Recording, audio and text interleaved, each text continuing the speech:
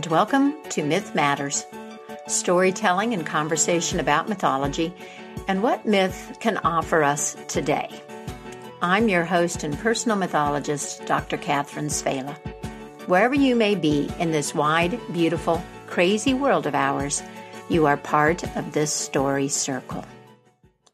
The passage through winter darkness here in the northern hemisphere leads me to Norse mythology, the old stories of the North Germanic tribes that roamed northern Europe, Scandinavia, England, and were part of the Viking culture.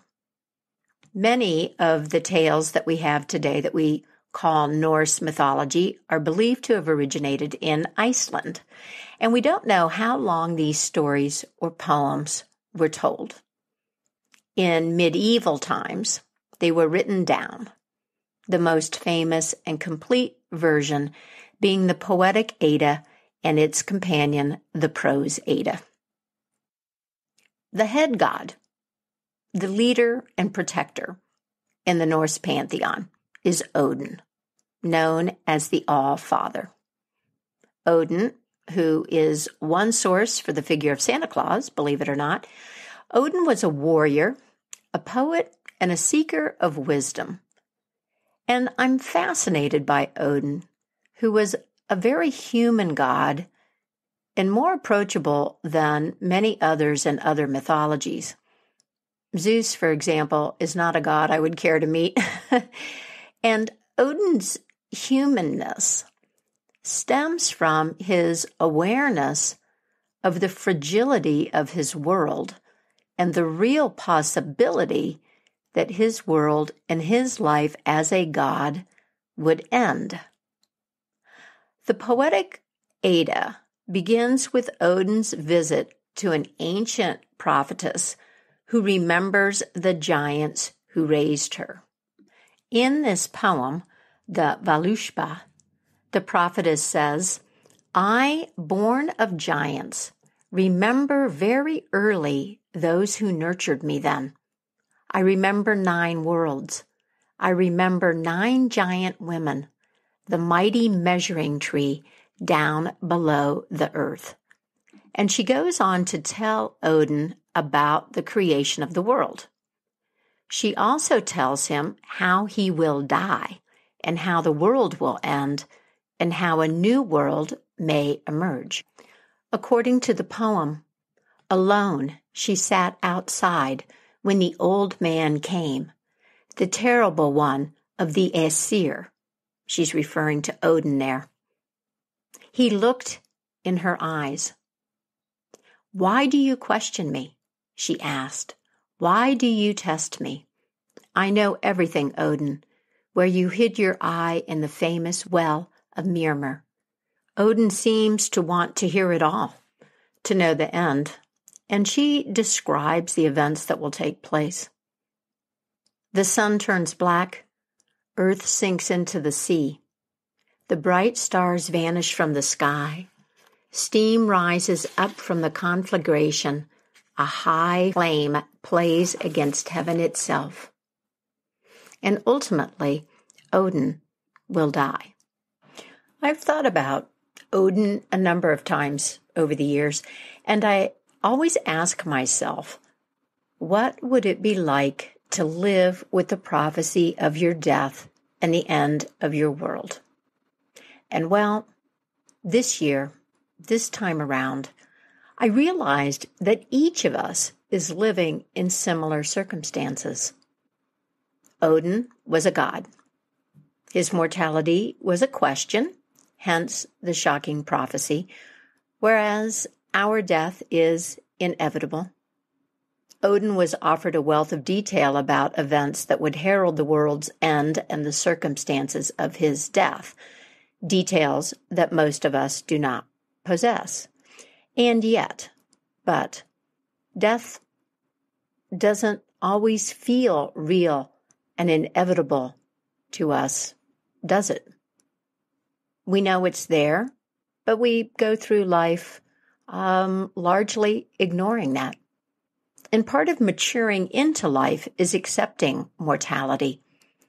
coming to terms with the deaths that take place around you, being willing to love what is mortal, to hold it against your bones, as the poet Mary Oliver says, opening ourselves to that kind of loss. As Joseph Campbell observed, conscious recognition of our mortality and the need to grapple with it, to transcend the fact of death, is the first impulse to mythology. This is true for the narratives and systems of thought that we call myth, the great mythological traditions from around the world.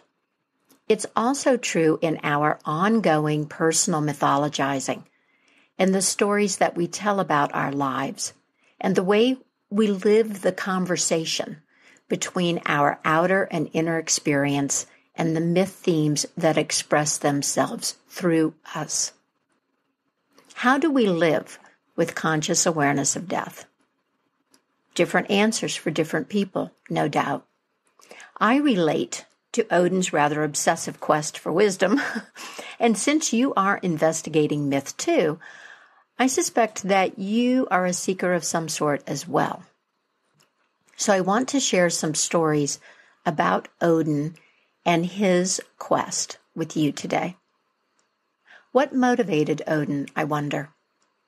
Why did the All-Father, leader of the gods, devote himself to acquiring wisdom? I suspect that he hoped to find a way to circumvent the prophecy somehow, although given the nature of prophecy, that was unlikely. His quest for wisdom defined him and his life. What types of choices do we make? What defines us, and what are we willing to accept?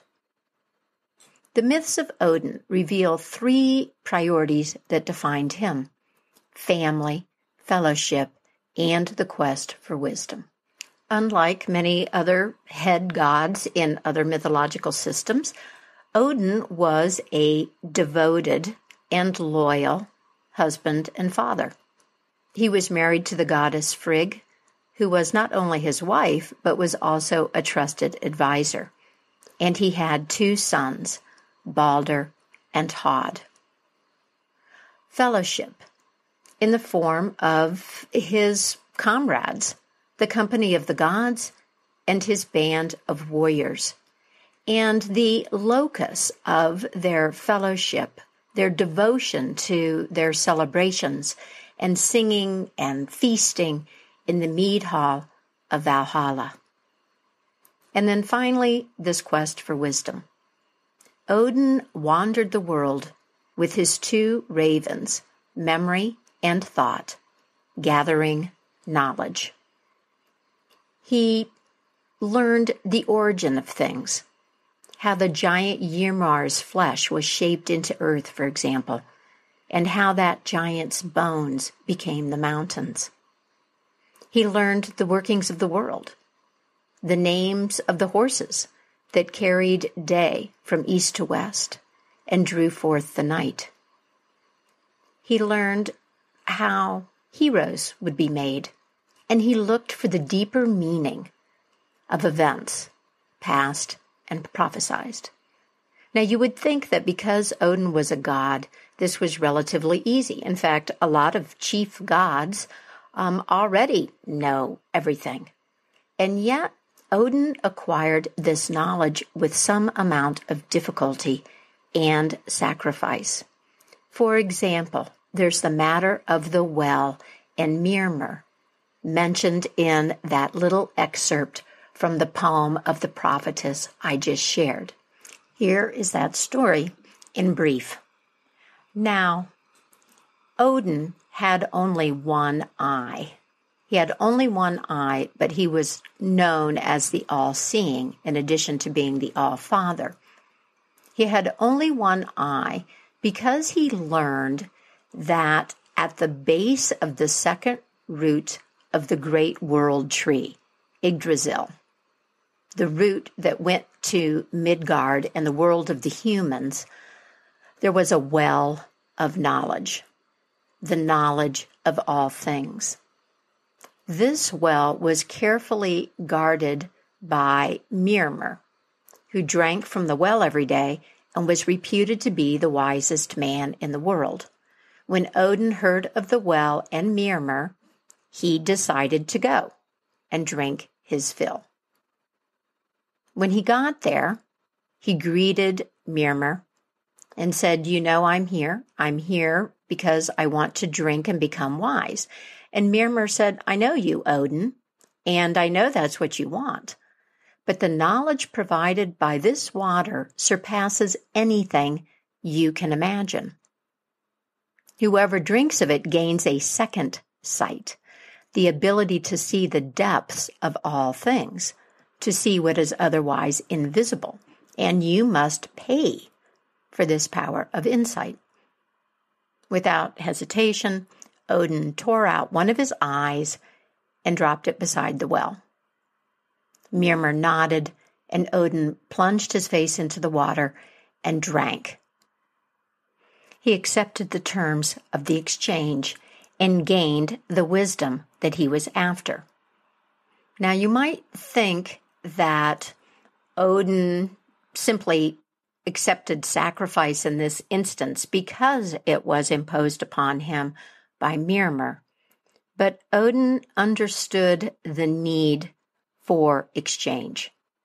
He understood that what you don't or won't pay for has relatively little value, and he imposed the conditions of sacrifice on himself. For example, he hung on the cosmic tree, the world tree, Yggdrasil, in order to gain the power of the runes. He wounded himself with his own spear and hung on the tree for 9 days and nights. In the poem Havaramal, he says, "I know that I hung on a windy tree 9 long nights, wounded with a spear, dedicated to Odin, myself to myself, on that tree of which no man knows from where its roots run." In another translation, that line reads, "I made myself an offering to myself, bound to the tree with roots so deep that no one knows where they go or where they end." He goes on to say, "No one gave me food or drink, and I was weak. Yet I peered intently down into the depths until I saw the runes, the sacred alphabet. With a mighty cry, I reached down and seized them up. Then I fell. But I have won the power of the word and learned the nine songs of inspiration." The power of the runes. I'm going to return to that in a moment. But lest you think that this need for sacrifice and loss was some weird sadism on the part of Odin or unique to him, I want to share another story with you, because the need for an exchange, the need for that kind of willingness to gain powers that are essential to the self was not limited to Odin in this mythology. Tyr, for example, the god of counsel and war, had to lose his right hand. When Odin visited with that prophetess, and she was telling him how things were going to happen, she informed him that there were 3 of the trickster god Loki's children who were going to play a decisive role in the Ragnarok, the war that would bring about the doom of the gods and the death of Odin. One of these was Loki's daughter, Hel. Another was a serpent, and another was a wolf named Fenrir. Odin banished the serpent to the outskirts of the world, and he exiled Hel to hell. But he let the wolf Fenrir stay around because he had an affection for wolves. Now, initially, Fenrir was, a wolf pup. But of course, the animal grew. And one day, the gods noticed that Fenrir was growing very rapidly and that he was already very large. And they decided that it would be prudent to shackle him. But the wolf was already so strong that nothing they had could bind him. Well, eventually they visited the dwarves. The dwarves were the skilled craftsmen of the gods, and the dwarves made a magic ribbon. They used some very unusual materials, like mountain roots, and the noise made by the footfall of a cat, and the silk of a spider web. This ribbon looked very flimsy, but it was stronger than any iron chain. And the gods took this to go bind Finrey. Now, the wolf was no dummy. He sensed deception, and he refused to submit until one of the gods agreed to place their hand in his mouth. Tyr, known for his great courage, agreed to do this, knowing full well what the consequences would be. Because as the bonds were tightened, Fenrir realized that he had been tricked. He clamped down on Tyr's hand and bit it off. Now, I'm noting this theme here of the need to make a sacrifice in order to gain powers essential to the self.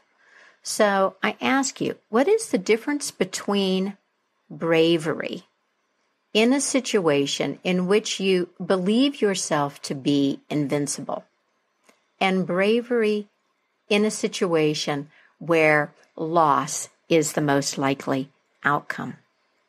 How would this knowledge, how would cultivating this kind of bravery deepen the wisdom and the skill of a god of war, a god who loses some measure of his ability to make oaths and wield weapons?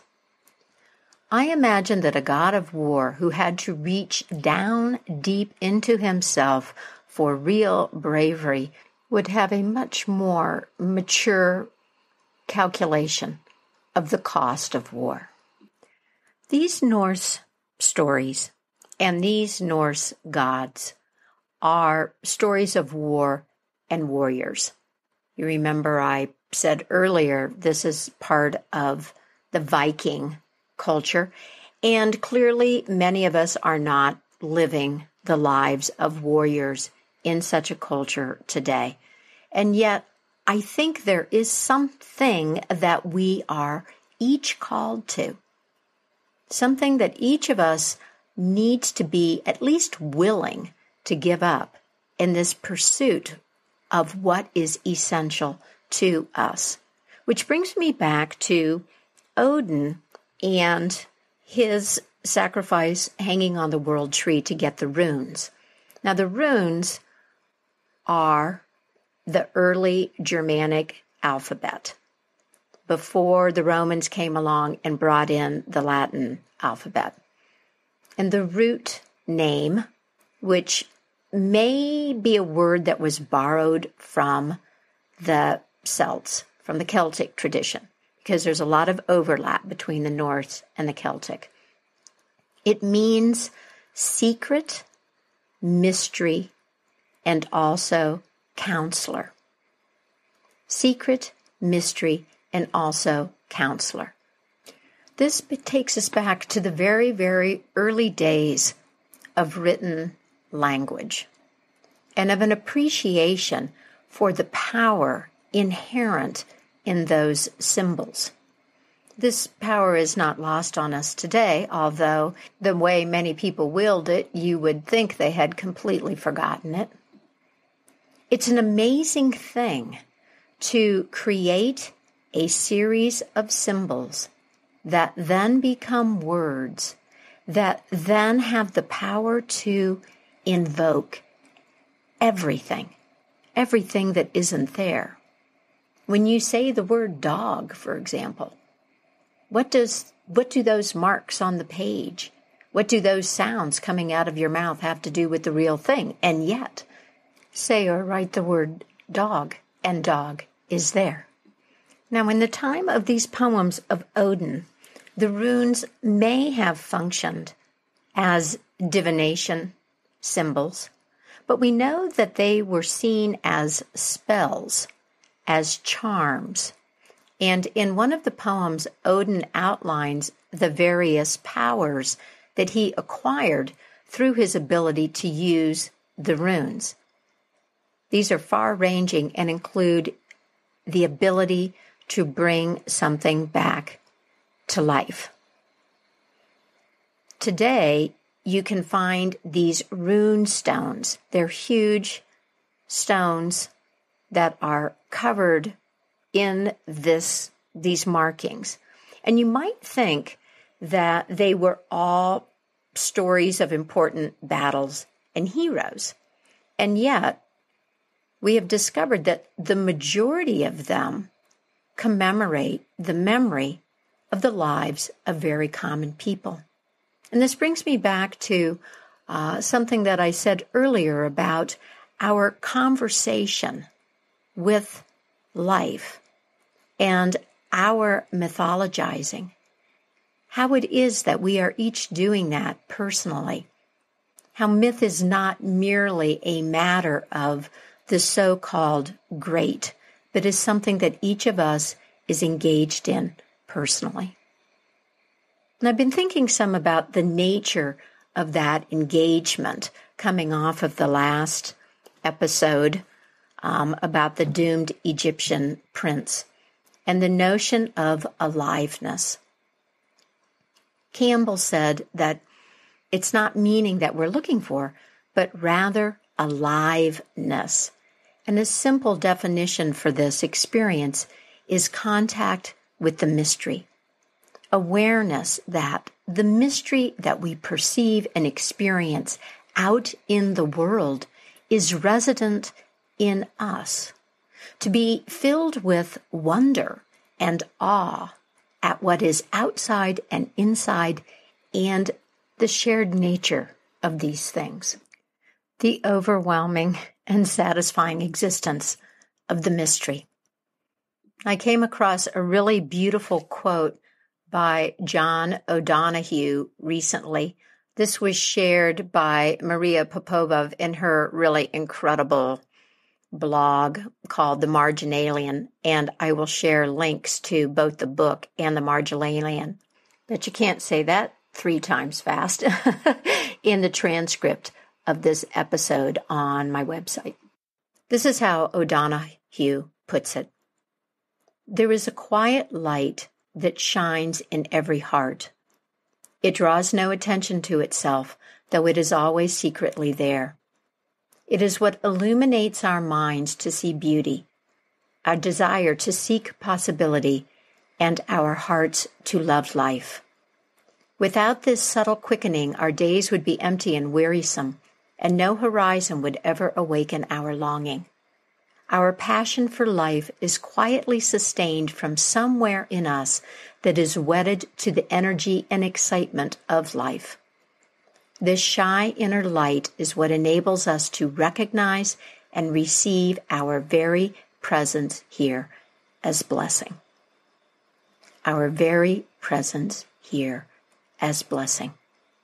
I wonder if that is what Odin's quest was all about. And moving beyond the stories of the gods, is that our quest ultimately? It may be organized around a variety of things. It need not be the search for knowledge as wisdom, and yet finding your own way into the mystery and experiencing your life as blessing, despite the fact that it will end. Is there anything that could be better than that? Now, I want to share the Mary Oliver poem that I referenced at the beginning of this episode. First, we'll pause because I want to give a big welcome to the new email subscribers, Ona, Helen, John, Mark, Missy, Darja, Richard, Miranda, Sid, and Amanda. Welcome to Myth Matters. Folks on the email list receive links to new episodes in their inbox and the Mythic Mojo newsletter. If this sounds good to you, head over to the Mythic Mojo website. You will also find a transcript of this episode and information about story oracle readings and my consulting services. I give a heartfelt thanks to the Patreon patrons and Bandcamp supporters of Myth Matters. A shout out to Emmett and Genesee in particular for their generous support of the podcast in 2023. If you are finding something of value here at Myth Matters, I hope you'll check me out on Patreon. Your few dollars a month make a big difference to me. I would also welcome a virtual cup of coffee. Links to both are on the Mythic Mojo website. Now here is the poem In Blackwater Woods by Mary Oliver. Look, the trees are turning their own bodies into pillars of light, are giving off the rich fragrance of cinnamon and fulfillment. The long tapers of cattails are bursting and floating away over the blue shoulders of the ponds, and every pond, no matter what its name is nameless now. Every year, everything I have ever learned in my lifetime leads back to this: the fires and the black river of loss, whose other side is salvation, whose meaning none of us will ever know. To live in this world, you must be able to do three things: to love what is mortal, to hold it against your bones, knowing your own life depends on it, and when the time comes to let it go, to let it go. That was In Blackwater Woods by Mary Oliver. If we have a better understanding of our need for myth and all that our old stories offer, we can live more satisfying lives. We can inhabit a better story and create a more beautiful, just, and sustainable world.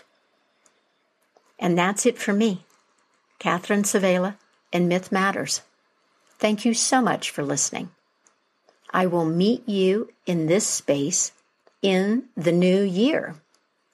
This is the last episode of Season 5 of Myth Matters. Season 6 will commence in late January. If you feel like emailing me with questions or comments about this episode or the podcast, feel free. And please, my friend, take good care of yourself. Happy New Year, and keep the mystery in your life alive.